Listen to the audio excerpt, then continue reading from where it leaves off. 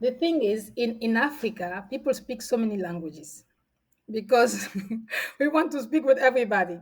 If I go to Gabon, I will speak French, and then in Gabon they have like nine different province, and then each of these province have their own language, and then French is the national language, so you speak French, and then if you go to Equatorial Guinea, you have the Bubis, you have the Fang. They also have their own language, the dialect. Plus, they will speak Spanish. Spanish in Equatorial Guinea is the national language, but each province have their own language. So in Africa, people speak different language, and you don't need to go to school to learn them because you just communicate with the people around you and you pick up a bit of this.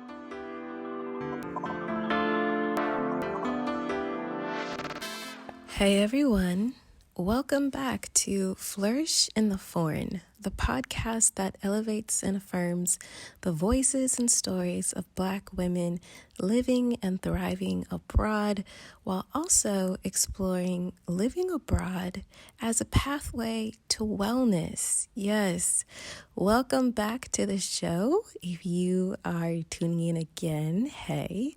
And if you're new, hey, thanks so much for checking out the show. I am your host, Christine Job, a Black American expat currently living and thriving in Barcelona.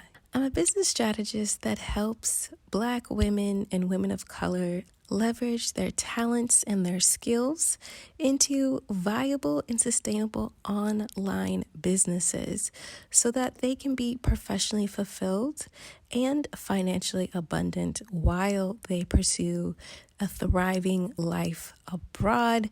Because why are you going abroad to endure or to struggle? That's not cute. Don't do that. All right. So, welcome back to the show. I'm so glad that you guys are back with me for this week. Thank you so much for all of your support. And shout out to everyone that tuned in to the Flourish in the Foreign Moving Abroad chat that I had on Saturday. It was such a great group of people, super intimate, super kind, warm, welcoming, and we just had a great time. We chatted for like 2 hours. It's supposed to be 1 hour, and y'all got me for 2 because when I get started, I can't stop. And it was just such great energy. So thank you so much for stopping by. And for everyone that checked out the live IG chat on Sunday with Amanda Bates of the Black Expat, thank you so much for just being an engaged audience. We had a great kiki. Oh my goodness, we chatted and chatted again for almost 2 hours because I can't stop. I can't stop myself and I'm having a good time. So thank you all so much. And I just wanted to thank you guys again for just supporting the podcast and showing so much love to the podcast. The podcast was featured in a BuzzFeed article last week. Yes, it was. It is called 16 Black Women Inspiring International Moves You Should Be Following in 2021. Yeah, it's awesome to wake up and be featured in a BuzzFeed article, to be honest. It's dope. So thank you so much. And let's get to all the ways that you can support this here podcast, right? Because this podcast is a labor of love, but y'all know, labor nonetheless. And I have a lot of really cool things coming out for you all, even this week. Yes, I do. So you can contribute to the labor that this Black woman is doing by becoming a Patreon supporter. You can become a Patreon supporter at www.patreon.com/flourishforeign. You can Cash App the podcast, which is basically like a tip jar. And you can Cash App the podcast at $flourishforeign, any amount that you would like. Appreciate you.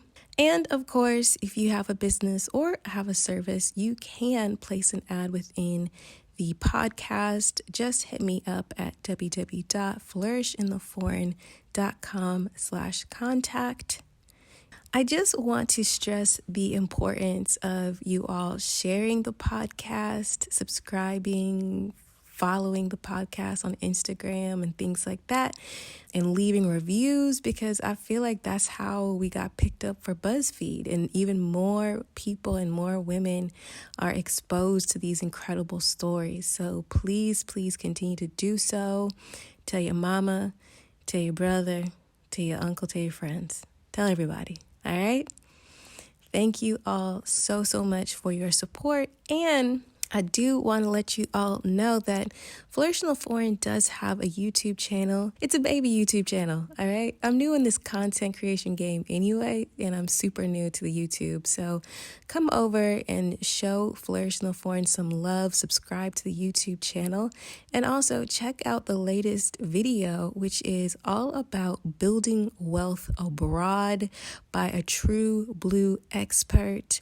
Her name is Aquania Escarne. She has her own podcast called The Purpose of Money.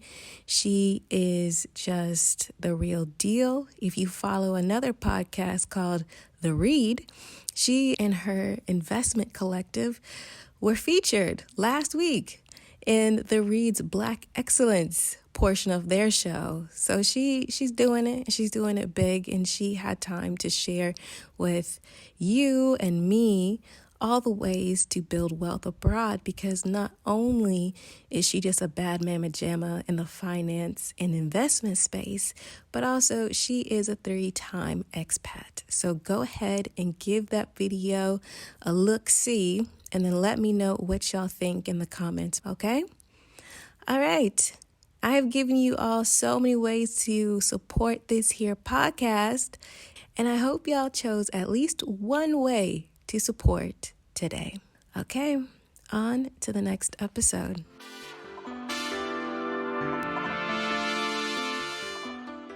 So today's episode would not be possible without my mom. Shout out to Mom. Hey.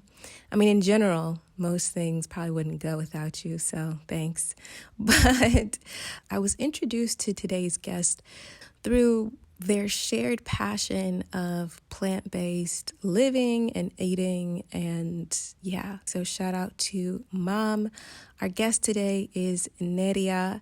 And Neria is, oh my goodness, such a light. Her story of being born in Spain, living across the continent of Africa, returning to Europe, and now being settled in Portugal, I think is just so interesting. She speaks, I don't even know how many languages she speaks, a lot. She speaks a lot of languages, but I'm going to let her tell you all about it. My name is Neria Bento, and I'm 40 plus, and I'm in Portugal at the moment. I'm in the Algarve in Lagos. I was actually born in Spain. I was born in the Canary Island, but my parents are from the island of Sao Tome and Principe in West Africa, in the Gulf of Guinea. I don't know if you heard of Sao Tome and Principe. It used to be a Portuguese colony and is an independent country now. So my parents left Africa and somehow, I don't know the whole story, they end up in Canary Island in Spain. My mom and dad, they met in Canary Island. And yeah, this is where I was born. I remember that I was very young when we went back to Africa. When we, I don't know, somehow we left Spain and we went back to Africa, my mom, my dad, and brothers and sisters. And we end up going back to the island of Sao Tome. So we stayed there for, I don't know, maybe few years before my mom decided to go to another country, to go to Gabon. But first, she went to Equatorial Guinea. And so, as you can see, I come from a family of travelers, always looking for a better lifestyle, a better place. So, for some reason, we end up in Equatorial Guinea. But this time, it was only me and my mom and my brothers and sisters. Some of them, not all of them. And I suppose the marriage didn't go well. So my mom went back went to Equatorial Guinea, and she took me with her. So this is where I spent. I think maybe I was about six, seven when I went to Equatorial Guinea, and I left there when I was maybe 8, 9 years old to go to another country, Gabon. I remember we were always moving, always listen to story from far away and look for better place. So if whenever my mom had an opportunity, she will travel somewhere else, sometime by herself, and sometimes she will take her kids with her. When I look at the news and I see all these people trying to reach to another country, like in any way possible, and I feel for them. I feel for them because I remember when I was a child, I went through the same thing because we wanted to go. As I say to you, my mom was always looking for a better place, a better country, and so we wanted to go to this country called Gabon. We wanted to go to Libreville, which is the capital of Gabon in West Africa. And for some reason, she get in contact with some strange, weird people.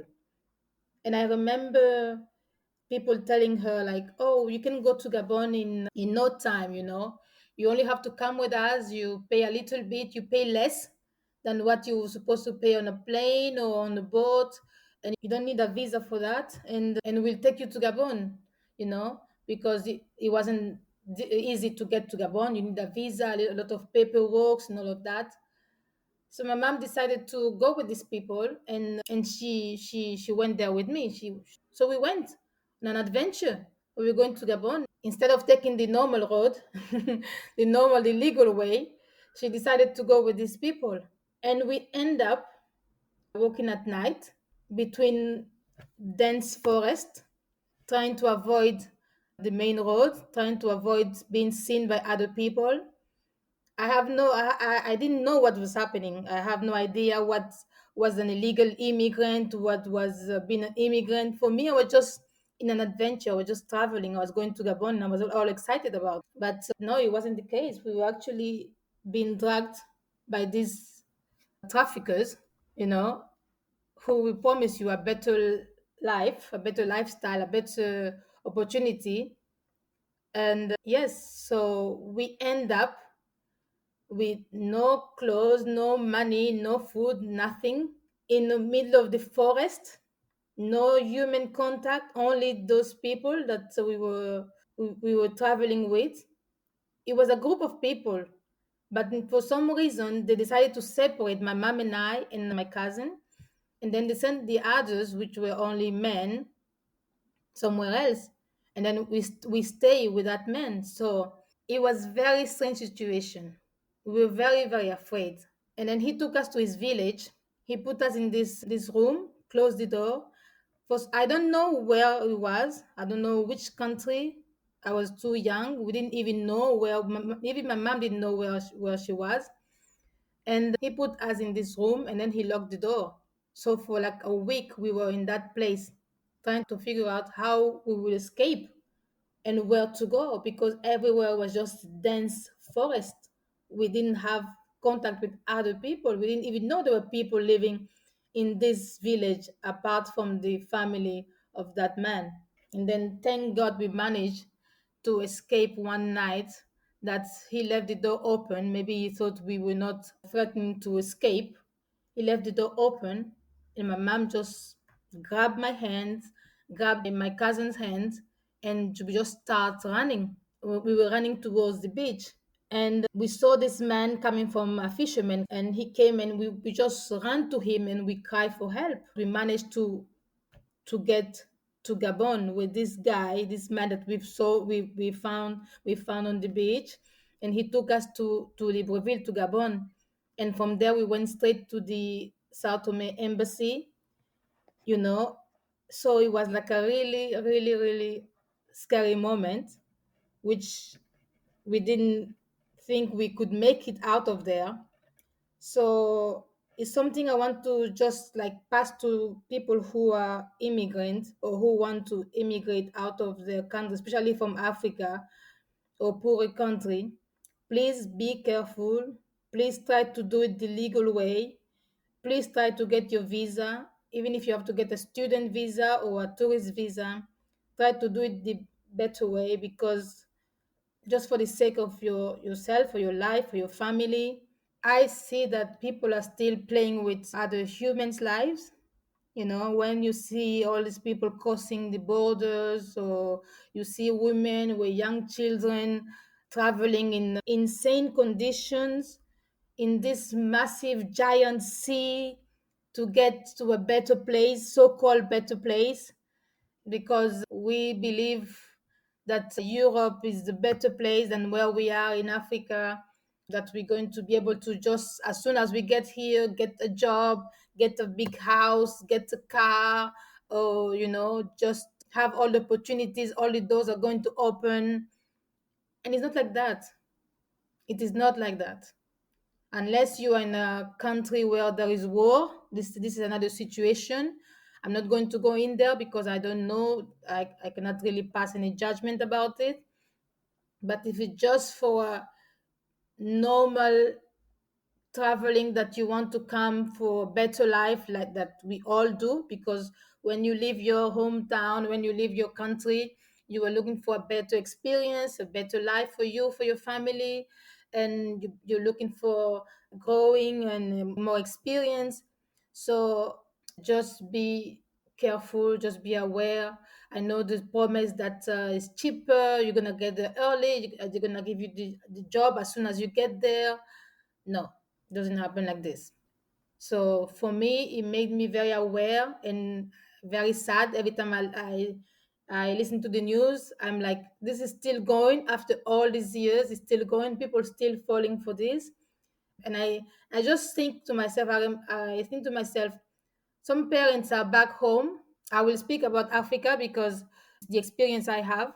Some parents are back home, maybe thinking, oh, my son, my daughter went to Europe and they forgot all about me. And what they don't know that the child died in the sea. The child died in the sea because he couldn't make it. You know, you have a small boat with I don't know how many hundred of people in a rough condition, no food, trying to escape maybe the guards or the police, the sea patrols, to get to Europe. And then they all sent to this camp, you know. I fear for them. I fear for them. And it saddens me that in 2020, this is still happening and people's life are still being treated like if it was nothing. So, unless you're in a country where there is war, please just be careful and try to make it the legal way possible. When Neria told me the story you just heard about her experience being involved basically in trafficking, it was crazy. And I think that her story brings it home, at least for me and for perhaps you as well. Sometimes we see things on the news and we sympathize, but to hear this story, this firsthand account, deeply, deeply moved me. And I just thank Neria so much for sharing it with me, sharing it with all of you. I asked Neria if she studied at university, and she told me that she hadn't. And so I asked her, what did she do instead? I didn't go to university. I thought school wasn't that important at the moment, which is one of the, it's something I do regret. And I suppose because when you're teenage and you feel like it's your life, and you want to do your own things. And so I didn't go to university. And yes, I wanted to work, I wanted to travel for sure. I wanted to explore the world and just live my life on my own terms. So I ended up getting married very young. I had a child and things didn't go as planned. And then I decided to start a new life. So I got a divorce, and then my sisters who were living in Spain at the time invited me over, and just for a change of scenery, a new start, a fresh start.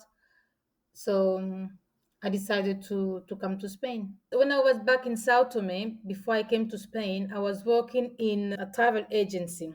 I remember thinking that I want to travel again. I want to go back to Spain. I wanted to go to America. I wanted to go to France. I wanted to go to all these countries that we see on TV, on all the shows, and all the documentary. And I'm like, definitely one day I'm going to be traveling, but I didn't know when was that going to be possible. So to make things short, my sister invited me over, because you can have like a letter of invitation.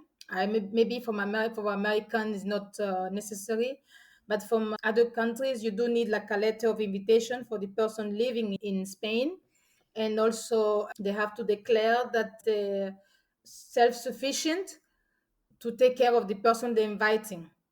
So my sister did this letter for my daughter and for myself, and then I managed to Spain with a tourist visa. So when I got here, everything was everything was like very, very exciting and very interesting. It was a strange feeling because it was cold. I came in December, so it was like a winter, and I'm like, what is this weather, And it was a bit strange, but I was excited for a new life. And I came to my sister's house. I haven't seen my sister for maybe over 20 years, maybe over 20 years or more, because when we went back from Canary Island when I was younger, we went back to South Tome, back to Africa.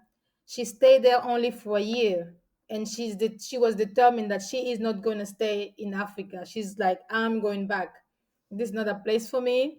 I'm going back to Spain.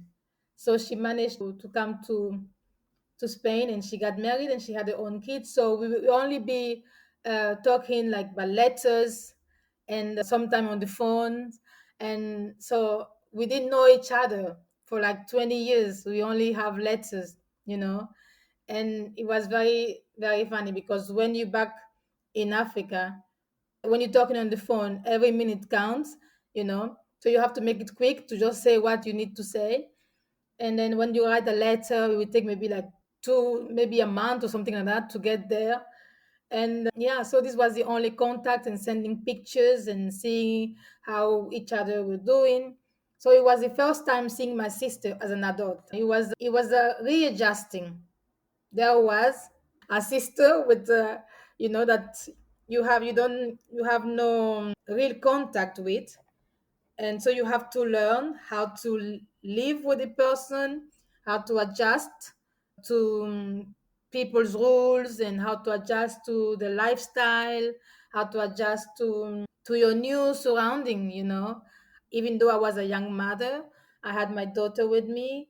I wasn't used to have someone telling me what to do, um, where to go, what time to come home. I was like, I'm a divorcee, I'm free. But so in the beginning, it wasn't fun. It wasn't fun because I had to adjust to rules, and you have to come home at 9 o'clock, 10 o'clock, and I'm like, what?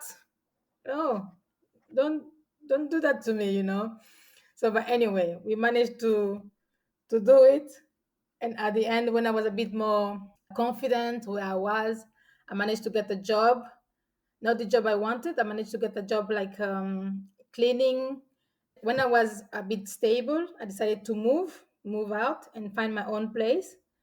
I remember going for other jobs like a receptionist, working in a hotel, or, but it wasn't easy.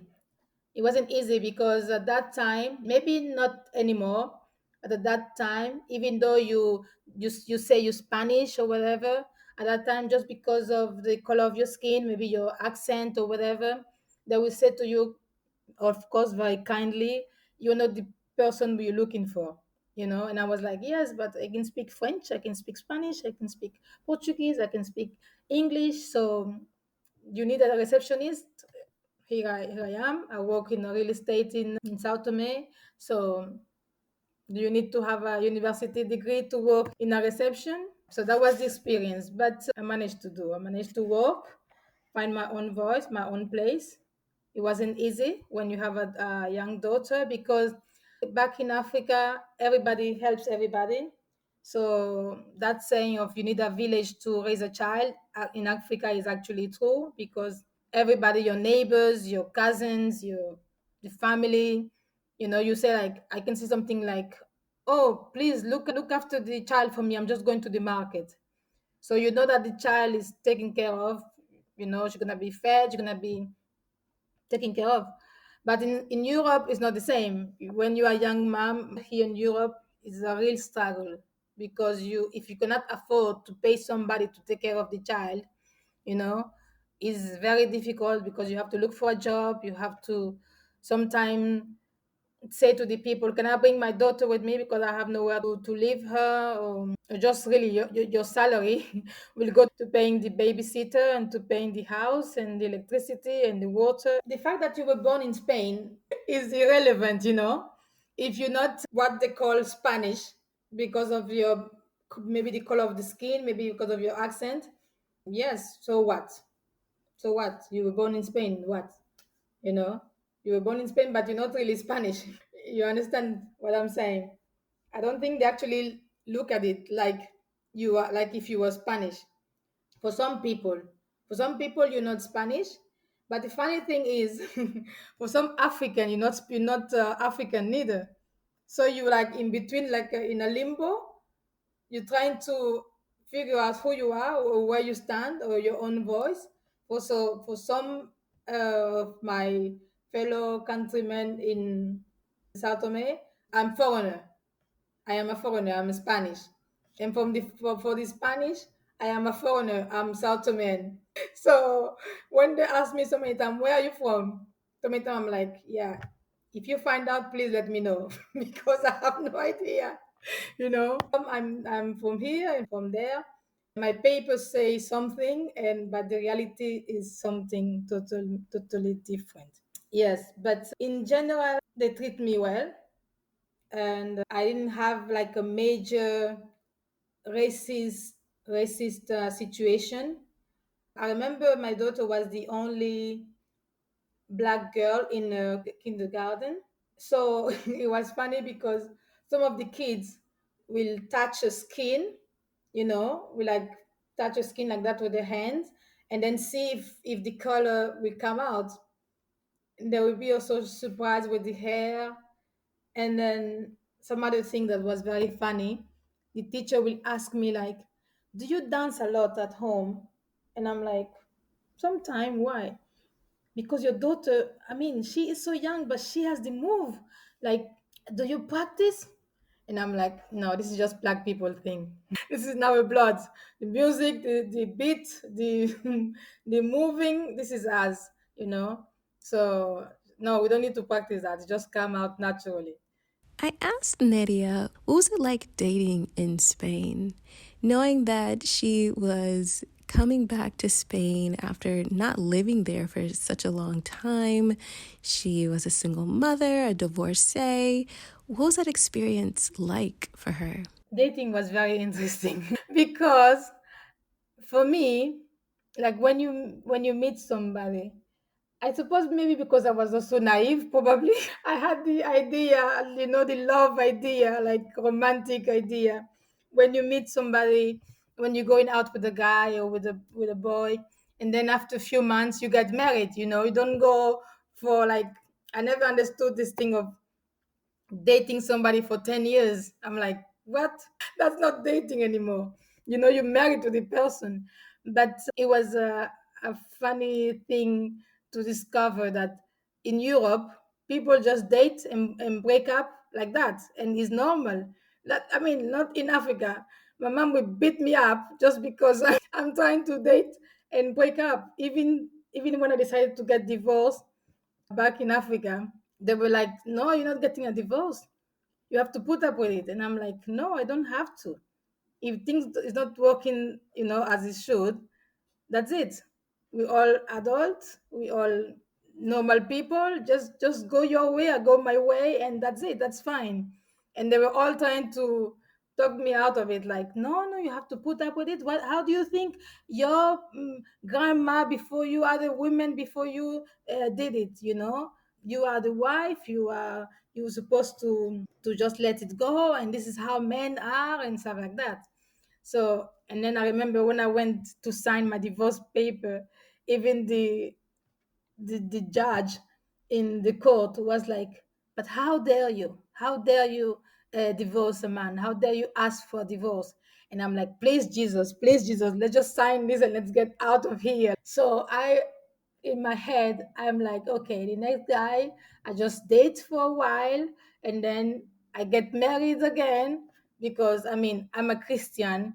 I didn't want just to get involved with the person and live with the person and for years and years, like, and I'm like, I'm thinking, I have a daughter that I want to give this example. I don't want just to be dating somebody forever. So what will she think about me? And so this was my idea of dating. It wasn't easy for me to understand, because some of the guys, they only wanted maybe just a night or just like, especially when they know you have a child, when you have a daughter. And so it wasn't anything serious. And I was very frustrated, because I was like, what's wrong with me, what's wrong with me? Well, then don't they want anything serious, you know? And but it took me a long time to understand that, I mean, this is Europe, we don't we don't date one person for 400 years. You don't date one person and you get married and that's it. No, you date the person and then you move on, you date somebody else, and then you move on and then you date somebody else. And I'm like, but where is love about? Where is love? I mean, don't you love the person that you're with? So how can you just decided that, oh, it's not you, it's me? I need to find myself. I need to, okay. So dating wasn't easy. Wasn't easy. But then I met this not so young man, English man, and we started to date. And then he asked me to marry him, and I'm like, yeah, whatever. This guy is taking, like, he's joking. He's just saying that so I can stay with him. But actually, he was very serious. I wasn't sure he wanted to marry me, because I was like, yeah, I have a daughter, and I mean, he's older than me. What is the real story behind this? No, he just wanted to be with me. He loved me with the way I am, the way I was, the way I am now. We've been married for 16 years now. And yeah, the best thing ever. So for Neria, dating in Spain was fruitful. She got a husband. So I asked her, what was it like being in an intercultural marriage? My culture is a bit of wherever I've been before, whatever I picked up on the way. So this is who I am. And yeah, but it's interesting because I have a bit of Spanish culture, African culture. Now I have some English culture. There is things that I can't stand, and because I'm like, oh, and then I realize that I got this from my husband. That's nothing to do with me. And then other things is like totally African behavior, and I'm like, oh my goodness, so much conflict inside one person. No, it was interesting because I remember that when I met my husband, he cooked for me. The first night we like together, he cooked for me. And that was so strange, first of all. A man cooking. Like, I'm like, oh, these white people, what's wrong with them? So he made this beautiful dinner. And I'm thinking, oh, he's so sweet. He hired somebody to cook and then set the table. So I'm like, oh, the food is very nice. The lady, the cook, is a great cook. And he's like, oh, I did it all. And I'm like, yeah, yeah, whatever. He's like, yes, yes, I cooked the whole thing. I'm thinking, there's no way, because I don't remember seeing any black men before. Now I see it. Now I'm older. I travel the world. I see different nationality, different people. So I see a lot of black men doing things that maybe I didn't see before when I was back in Africa. So, and he's like, no, I cook for you. So I was very shocked. And I'm like, okay, he's a keeper. That was 1 point for him. So he's a keeper.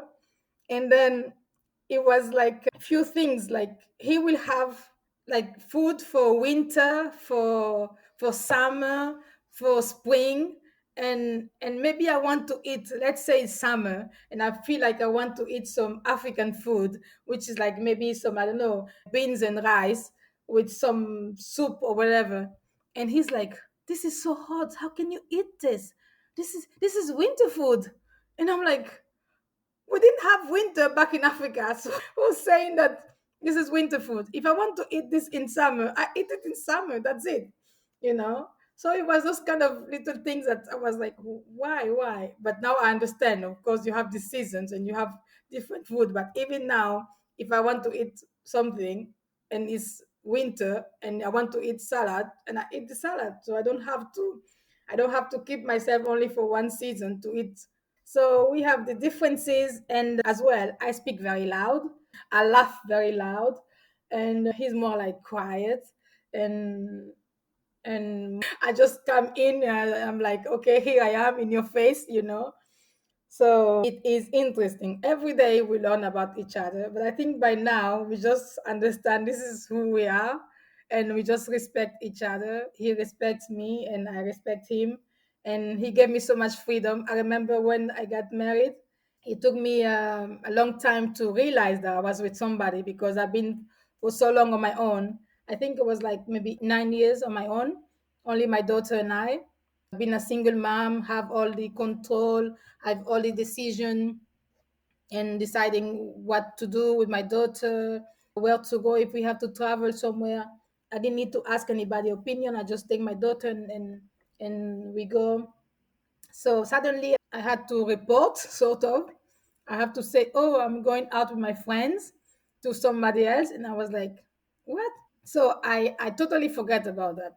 And I remember one day I was going out and I was all dressed up, and he's like, "Where are you going?" And I'm like, I just realized I didn't tell him, and because I totally forgot that I had somebody now in my life that I have to not report, like as I said before, but just to inform that, oh, I'm going out with some girls. I'm going out for a cup of coffee with friends. I'm just going for a walk.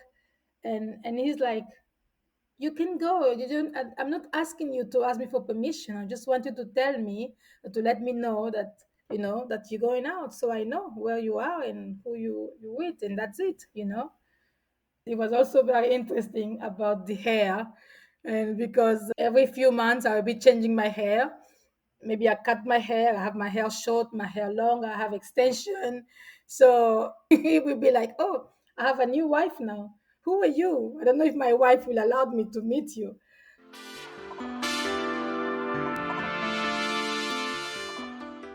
Hey everyone, I hope you're enjoying this episode of Flourish in the Foreign.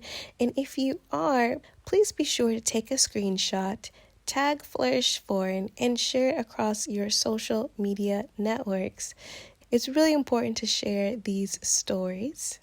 Since you are enjoying this episode, be sure to support this podcast by becoming a Patreon supporter at www.patreon.com/flourishforeign, tipping the podcast via Cash App at $flourishforeign, or purchasing an item off of the podcast Amazon wishlist, which you can find at www.flourishintheforeign.com/support.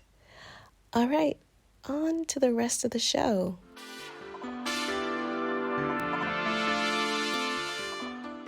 I asked Neria to describe to me her journey to Portugal. Well, I've been living here for what, 5 years now. When I was in Spain, I went after Madrid.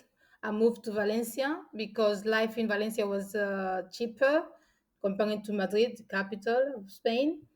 And then I met my husband. So I moved from Valencia to another place called Altea. And then I got married and I lived there for, I think, 13, 14 years. So one day my husband is like, okay, let's go to Portugal. And I'm like, what? Why Portugal? Let's go to Italy. And he's like, let's go to Portugal because the better lifestyle here. And then as well, Portugal was still offering a scheme for like people coming here and live here and buying a place or investing in Portugal. and you have like a 10 years where you don't pay the taxes. And so this is all legal, done by the government to attract more visitors and to help the country's economy. So we came here. In that note, we came here to Portugal. In the beginning, it was difficult for me to adjust. Spain and Portugal. I mean, Spain will always forever be in my heart. I love Spain. Had the best time ever in Spain. But after 2 years in Portugal, I started to really like it, and now it's like, yes, this is where I'm supposed to be. This is where I am. I'm liking the journey. I'm enjoying every day, and I'm very grateful to be here. Portugal is a very, at the moment, is a very safe country. You don't have so much violence. You can walk outside at night by yourself. There is no, I mean, here I walk outside, I don't have this sensation of being follow, or you have this feeling of fear. No, you don't feel that. You feel so free, you feel safe, you feel welcome, and the Portuguese people, they're very welcome. They mind their own business, but even though they're watching you, they're watching they have some radars on you, but they mind their own business. So if you want to come, make sure you have all the proper documents and the proper way. My daughter, she didn't move with me to Portugal. She went to university in Galicia. When we were in Spain, all of us, we were in Spain, and then she got into university in Galicia because we were living in Alicante region, and then she moved all the way to Galicia, up in the north of Spain, and for the first time we were separated, and it was a massive change in my life, especially, I suppose, in hers as well. But I wasn't prepared. I mean, I wanted her to go to university, to study, to live her own life and find her own ways and own way. But when it happened, I wasn't emotionally prepared. So she went too far to Galicia. She moved there. She is very intelligent. She's so smart. She is quieter, not like me. I'm maybe too loud. I'm maybe a bit more crazy than she is. So I don't know who she got it from. She studied English literature, and she met a boy there, a Spanish boy, and she got married. So when she found that boy, she's like, "Mom, I have a boyfriend." I'm like, "That's it. That's it. That is it. She is not coming back." And there I was keeping her room tidy for her when she comes back. No, never again. She only came for vacation, but yeah. So she met this boy. His name is Victor, and her name is Lynn, and they got married, and she still live in Galicia. So, Portugal is just such a hot country right now, right? It's just super popular. Everybody wants to move to Portugal. And I mean, even I mean, I'm on the Iberian Peninsula, I'm in Spain, and I'm like, what's going on in Portugal? I want to go see what's happening. So I asked Neria if there was a black community in Portugal, and specifically where she lives in Lagos. Okay, first of all, for let's say where I live in Spain, I didn't see so many black people. There are areas in Spain where you have like a black community and stuff like that. But in where I live in Spain, I didn't see many black people. So every time I see a black person, I will always make sure to say hi, to say hello. I got myself in trouble because I'll be like, "Hi, hello," and the people will be looking at me like, "What are you doing? I don't know you." But I was so happy to see another black person that I would be so excited to shout out the hi. And my husband would be like, "You know them?" I'm like, "No, but he's my brother." "But why? Only because he's black?" I say, "Yeah, precisely. So I just want him to know that I saw him. I see you. I see you." So I make sure to say hi. And then when I came to Portugal, especially when I went to Lisbon, I was totally shocked because I'm like, where am I? Am I in Europe? Am I in back to Africa? Because there was so many black people everywhere. that I felt like I was back home, back in Sao Tome. You have people from Guinea, from Angola, from Sao Tome, from Cape Verde. So many black people living here from all the different African countries that Portugal ruled for, like in the past, which are now free independent country, but they all come here to Portugal and living here and working here. So it was really exciting to see so many people. I was very happy. So this was one of the one difference for me. Maybe if I live in African community in Spain, I will not maybe feel it that way. But when I came here and I saw all these black people, I was very happy to see that. And then the other thing as well, the Portuguese, they are very educated, very calm. They're very into their own space. They're so polite. They don't want to invade. They don't want to invade your space. So it's not as easy as the Spanish, who are maybe louder, who are maybe very friendly. If you're in a lift with a Spanish person, you will be maybe talking the whole way until you get off the lift. You'll be chatting where you're from, what do you do, and your name and everything. And then the next day when they see you in the street, they will say hello to you, because they remember you from yesterday or from the day before. But not the Portuguese. The Portuguese, they need time to know the person. They need time to understand that they're not invading your space. So they're very polite in that sense. So maybe if you meet a Portuguese person in your lift and they just say hello and they don't speak to you, don't take it personal. They're just polite this way, just trying not to invade your space. Because as soon as you ask for, I don't know, some help or direction or where to get so and so, they're very friendly. They're there to help you. And then also, once they become your friend, they're your friend for life. This is something really important. It takes time for them to warm up to you, but then once it's done, it's like, yes, that this is real. I'm in Lagos. I don't see so many black people here. So many black people here. It's not like when you go to Lisbon. When you go to Lisbon, is different. It's everywhere. This is more a touristic area. I don't know how to describe it really. No, I don't see a lot of black people here. I don't know if I asked her exactly how many languages she speaks, but she speaks, I think, at least five. At least five languages. And I asked her, how? Like, how? How did she come to speak so many languages? And this is what she said. The thing is, in Africa, people speak so many languages because we want to speak with everybody. So, and if I go to Gabon, I will speak French. And then in Gabon, they have like nine different provinces. And then each of these provinces have their own language. And then French is the national language. So you speak French, and then I have my friends, so they have their own language. So maybe I will learn a bit of the dialect. And then if you go to Equatorial Guinea, you have the Bubis, you have the Fang. They also have their own language, the dialect.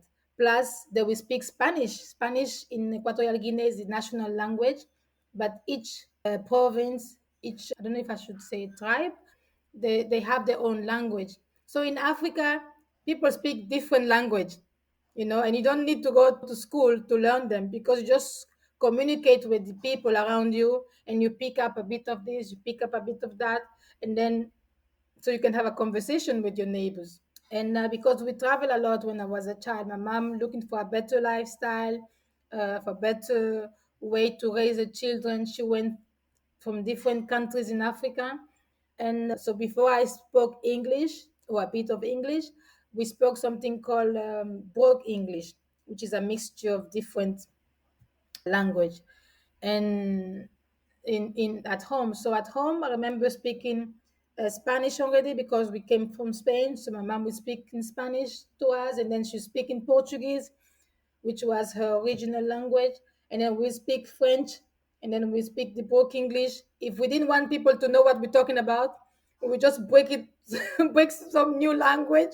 That was it. And so, like I said before, I became aware and met Neria through my mother because they both share a love of plant based food and are plant based chefs.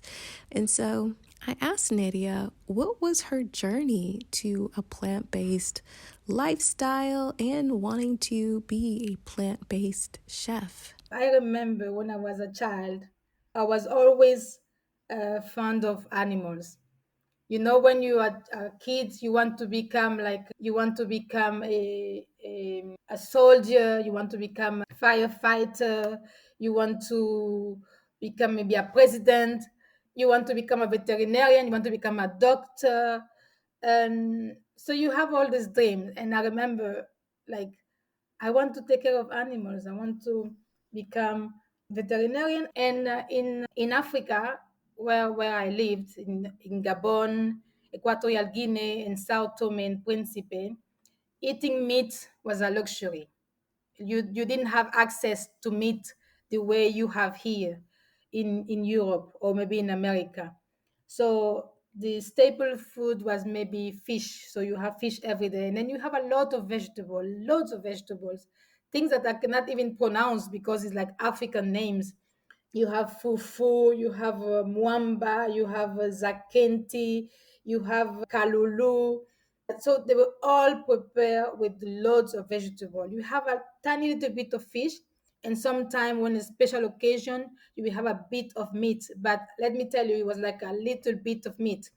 And so I grew up eating a lot of vegetable and eating most of all eating fish. So meat for me wasn't something like I was like, oh, I have to have it, you know. I do remember like in special occasion when it's like somebody's birthday, a wedding, or the Christmas or New Year, we will maybe have a chicken, or somebody will kill another animal. Maybe somebody will kill like maybe a lamb or something like that, and then they will share with the neighbors. Of course, you pay for it, and so you have a bit of meat. So, but that was like a special occasion, you know. And then you will guard that meat in your plate with your life, because always your cousin or your older brother will try to steal it. So you will be eating with one hand covering your plate, and then the other hand you'll be like with the fork or the spoon trying to eat your food. So your plate will be like a lot of salad, and then you have like beans, you have rice, you have other things like banana, the plantain, you have taro, you have breadfruit, different things, you have mango inyam, and then you have your sauce, and then you have this tiny bit of meat. So you save the meat for the end, so you eat everything first, and then you save this little piece of meat for the end so you can enjoy it. And then maybe in the household, normally the father or the older brother will get more meat because he's the man of the house, so they get more meat, but for anybody else we just get a tiny little thing. So it was really really something special. So this is my memory back in Africa with eating plant-based. And then when I went to Gabon, I became a Seventh-day Adventist. And I remember like the message of the Seventh Adventist is vegetarian, like trying to have like the 8 natural remedies of God. So which is the sunshine, taking enough vitamin D, resting. That's why we have the Sabbath day for resting. And then you make sure you have plenty of sleep. And then you have the nutrition, make sure you're eating the right food for your body, because your body is the temple of the Holy Spirit. Make sure you're drinking plenty of water so you keep yourself hydrated and healthy as much as possible, so you can be strong enough to help the people around you.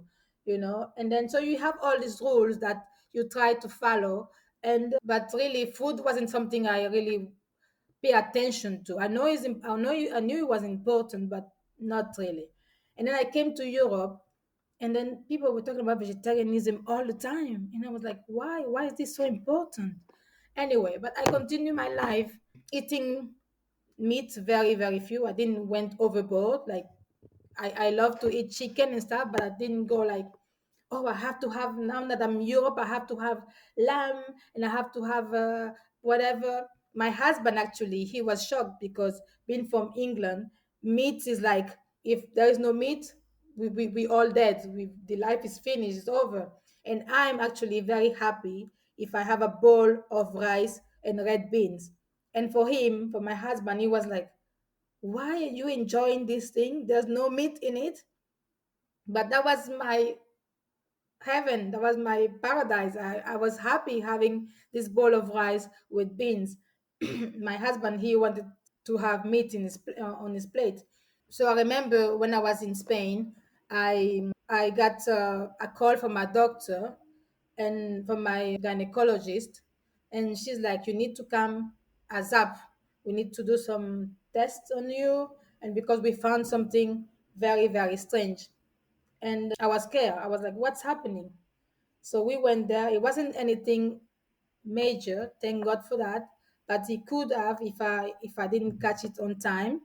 And so I went to a surgery. So that scared me a lot. And I'm like, oh my goodness, I have the message, I have the knowledge and understanding of what I should do for my body. So, okay, I think this is enough now. Stop playing around and embrace it, you know? So I spoke with few people who were also on to plant-based lifestyle. I get all the information I wanted to get from them. And then I started my own journey, but it wasn't easy. It's funny how the brain function. After I decided to go plant based, is when I was craving all the meat. You know, when I before I was like, okay, because maybe because it was available to me and I could have it whenever I wanted, so it was okay. But when I went plant based, I remember saying to my husband like, just let me lick the bone, please. I want just to lick the bone. I don't want to eat the meat. Just let me lick the bones. And he's like, yeah, but I thought you were plant based. I'm like, yes, yes, but I just need it. I just need a bit. Like it was a withdrawal symptom I have to go through. And so yes, and then I did an online course for like vegan nutrition.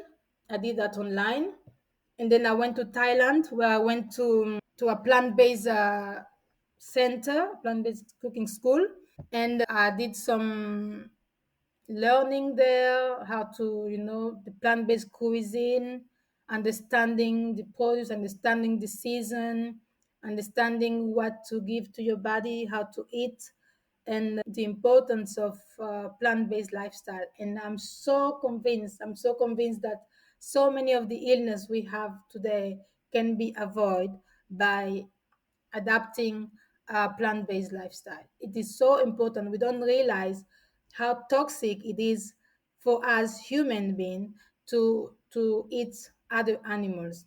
And not only that, I had no idea the suffering going behind back door, the suffering going, the animals suffering for us to be momentarily happy because you have that meat in breakfast, lunch. This is like momentarily, and so many animals killed, mistreated for me to have just an egg, an omelette, for me to have a glass of milk. The animals, this is not like before where our parents, I remember back in Sao Tome, my mom had in the yard, we had chicken, and then we would take the chicken back to the market and trade it for something maybe like some vegetables or a kilo of rice or a kilo of sugar for salt, so you will trade the chicken, but you will see the chicken will grow naturally. My chicken, when I was back in Sao Tome, we fed them with corns and rice, so you know what you give into to the animals is not what they're doing out there with the animals. The animals are suffering like unnecessary for us to to eat them. So I'm also excited. I'm getting more knowledge so I can share with more people, especially people from Africa, Black community, Black friends, because like plant-based or vegan seems For me, it seemed to be only for like maybe white people, like maybe white privileged people. And so I had no idea that so many black people are already doing plant-based, already doing veganism. So when I look at some Instagrammer or blogger or YouTuber in America going about plant-based, I'm so happy, I'm so proud, because everybody, some people associate like black people with only eating chicken or only eating meat. But we are actually, I actually think black people created the movement only because it didn't suit them to say that. So we had to wait for the for the white men to declare it approval. So for them to become like, wow, the vegan movement. But we've been doing it for a long time. Only it was in a quiet. Neria has a plant based brand, Mama Benta. And on Instagram, I know because I follow her, she shares all the delicious foods that she cooks, and it's just so wonderful. And so I asked her to tell me more about Mama Benta. Mama Benta is the name of my mother, Mama Benta. So everybody call her Mama Benta. And then I was looking for a name for my Instagram, and what is something that is personal to me, is my story, which like englobes everything that I am today. And I remember I said to you before, in back in Africa, it's not like we used to eat so much meat, But one thing I remember as well at home, my mom was like the doctor of the house, and not only of my house, but also for the neighbors. Like if somebody's pregnant and they're about to get a baby, instead of going to the hospital, they will call my mom, because she was like the older person in that village. So everybody will look up for her, and then they will send the kids or the husband, go and call Mama Benta so she can help me deliver this baby. And my mom wasn't even a trained nurse or a midwife or anything. She was just a regular person, you know. And the funny thing is, she was afraid of she was afraid of blood. When she see blood, she just fainted. But for somehow, when people start calling her to help them with different situation, God gave her this capacity to overcome that situation, that fear of blood, and she bring to the world so many children, you know. So people will be like, this child is not coming out until Mama Benta is here. And then she will go there with some leaves, African things that she knew. She will help the wife to be calm, to have the child, in the house. And I remember one of the nurse in a hospital told her, why don't you go and study how to become a midwife, so you are covered by the state, by the government, because if something happened with one of the baby, you can be sued, you can go to prison. And she's like, I'm too old to study, I'm too old. And she didn't want to do it. But yeah, she was good at things like that, like a natural remedies. She will take water from the rain in a nice clean bucket and keep it for years. And then when we have fever, or when we have some weird strange illness, she will give us a little like cup of this rainwater, supposedly have a healing benefit. I don't know. Well, we will have it, and we maybe have faith in it. And she will have like clay cataplasm, and then she will do different cataplasm with some herbs and stuff. She will go through so much, all the roots and plants and leaves, so before she took us to the doctor, she will make sure she do everything at home first. And then if whatever she didn't work at the end, she will take you to the doctor. But normally after a few days, you will start sweating, you start feeling better. I suppose all the green medicine she used to give us, the body say, okay, I give up, let me get better soon. So that's why my dream is, I want to open my own plant-based academy. I want to open Mama Benta Plant-Based Academy. So to be able to have like a wellness center where people can come and have like a plant-based experience, a healing experience, a spiritual experience. I asked Neria What was her definition of wellness and of living a life well lived on her own terms? And how living abroad, moving abroad had influenced that definition of wellness. Okay, just going back, even though I was born in Spain, I wasn't a proper Spanish citizen because when I was born in Spain, the law wasn't like now. Because I suppose now, when you're born in Spain, you become a Spanish citizen there. But in that time, 40 plus years ago, even though you were born in Spain, you still from your parents' country, you know?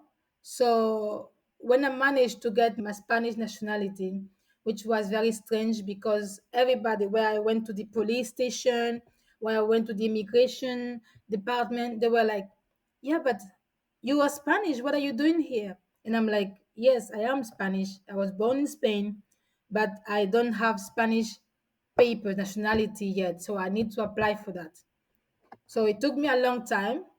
I had to wait for a very long time. I had to wait like 10 years like that to only to start to apply for my nationality. I remember when I used to travel in my African passport from Sao Tome, this there will always be a massive queue behind me because as soon as it's my turn, people will be like, but where is this country? Sometimes I had to look for a map and then show them where Sao Tome is. Sao Tome is a very small, tiny island next to Gabon and in the equatorial Guinea, very, very, very small. So I have to show them my Spanish residency card for them to say, okay, okay, let's forget the passport. So for me, wellness was the freedom of traveling. When I had my passport, I remember the first time I got my Spanish passport saying that I was from Spain. And then we were going to Australia. And I remember entering Australia. We were going to Sydney, but before we went to on a cruise and we went to Perth. When I got to Australia and I just got my papers, I just show them my papers, just put the stamp on it. Welcome to Australia. I didn't have to wait. I didn't have to explain where I was from. I was like, wow, this is freedom. This is freedom. So, wellness is to be able to travel where you want and to feel that you don't have to explain where you are. I mean, sometimes people do joke at me like, you don't look very Spanish, you know? But beside that, yes. So, wellness is one thing, this for me, which is traveling. And wellness for me is my family. My family is my wealth, is knowing that I have the love and support, and they have my love and support. This is a wellness, to have mental health, to have the peace of mind. Thank you so much, Neria, for just being such a great interview. So sweet, so kind, and just so transparent. I truly, truly appreciate you. And thank you all for listening to Neria's story. If you want to keep up with Neria, you can via social media. At the moment, you can find me in Mama Benta, Plant Based with Love, on Instagram and on Facebook as well. I have a YouTube channel, but at the moment I am a bit procrastinating on posting things on YouTube. So hopefully I come back soon with a recipe, with maybe some traveling videos and stuff like that to share with you, with everybody. But at the moment, where you can find me, where I'm almost every day, is on my Instagram, Mama Benta. All right. Thank you all so much for listening to this week's episode. I appreciate you all so, so much. If you enjoyed this episode, please consider supporting this Black Woman podcast. All right. Please consider becoming a Patreon at www.patreon.com/flourishforeign. Cash apping the podcast. Go ahead and drop us a tip. Put something in the tip jar at $flourishforeign. if you want to contribute to the upgrade of our production equipment here at Flourish in the Foreign, go ahead to our Amazon wish list and purchase an item off of that. You can find that in the bios across all of our social media pages or just on the support page of Flourish in the Foreign. Be sure to subscribe to the podcast. Be sure to leave a review for the podcast. Yes, and share the podcast far and wide, far and wide. And if you are looking to go abroad, but you really don't know where to start, I invite you to join me in an intimate cohort of other aspiring expats, immigrants, people who are moving abroad with the Flourish in the Foreign International Living Made Possible course. It is a 5-week live course. Yes, it's going to be live this very first time I'm doing it. And it's going to be a wonderful experience. One, because it is centered on intentionality. Yes. Yes. It is centered on intentionality. We start with the why. We start with visioning. We start with what is going on currently with you. What are the things that you need to deal with before you go abroad or be conscious of when you go abroad? Because I don't want y'all going to Colombia. I don't want you going to Rwanda and complaining when it's just you, right? We're going to talk about the importance of intentionality, of knowing yourself, of accountability. We're going to talk about your values and how that is really the foundation of then country selection. Yes, how your life vision, your values, your why, that is the compass you use to select a country. Then we talk about finances because you got to be financially well.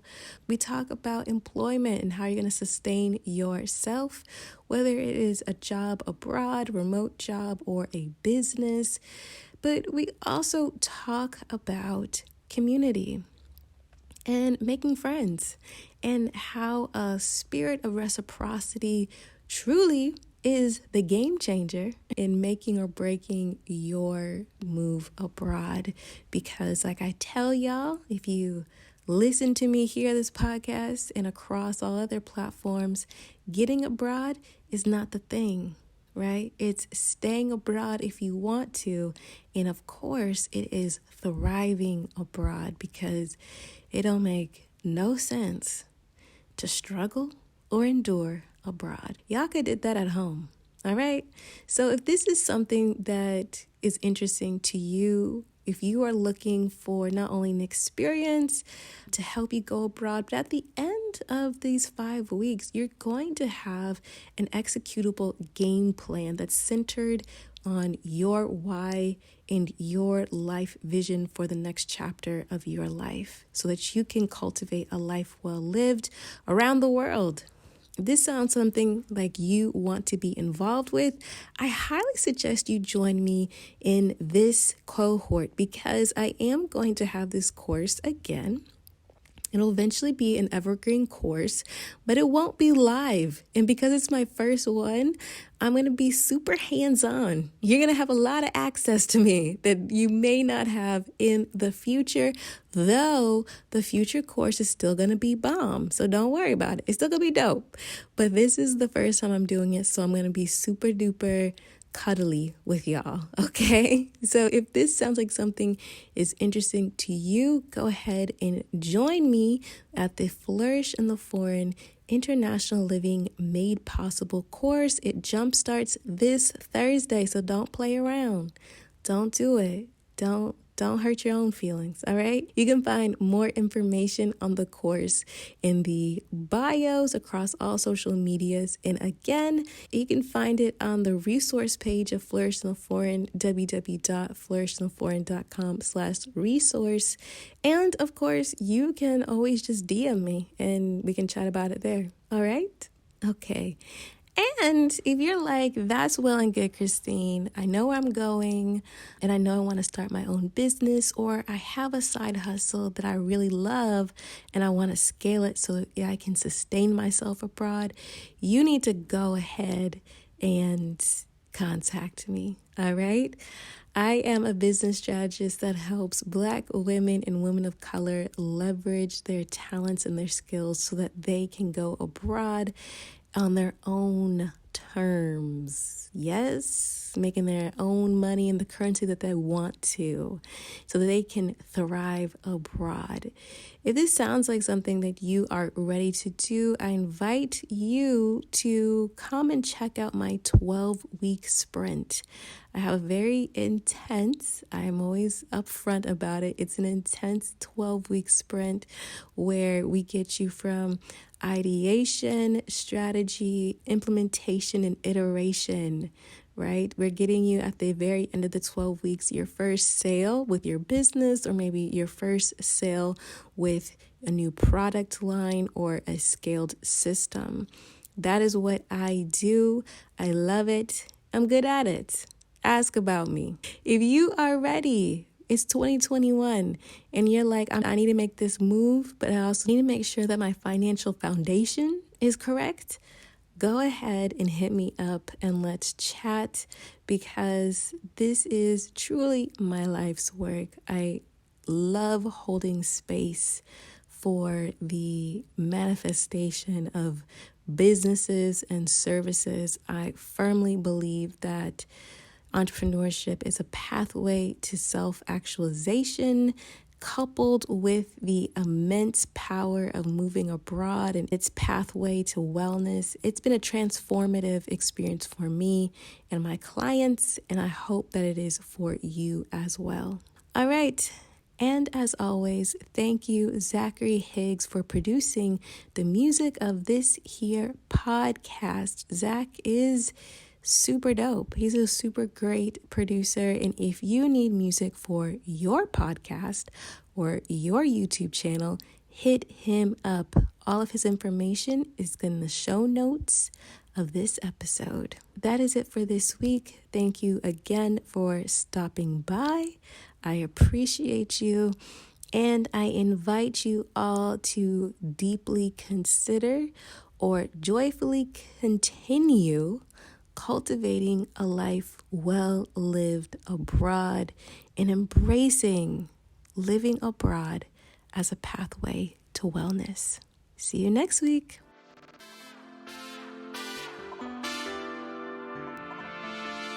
On the next episode of Flourish in the Foreign. I'm considered a diasporan, as in someone who came from the diaspora and has relocated. There can be this line of division, like us versus them, which is very infuriating for me, because Sierra Leoneans who have never left Sierra Leone, like born and raised, they have this, not all of course, but they have this perception that diasporans feel like they're either the best. There's this inferiority / superiority complex, and it comes from both ends, so both ends point fingers at each other. But having worked with both diasporans and day-to-day Sierra Leoneans, it's a matter of perception. Some people see diasporans as they feel that they're superior. All they do is speak English. They refuse to speak Creole, which is not everyone.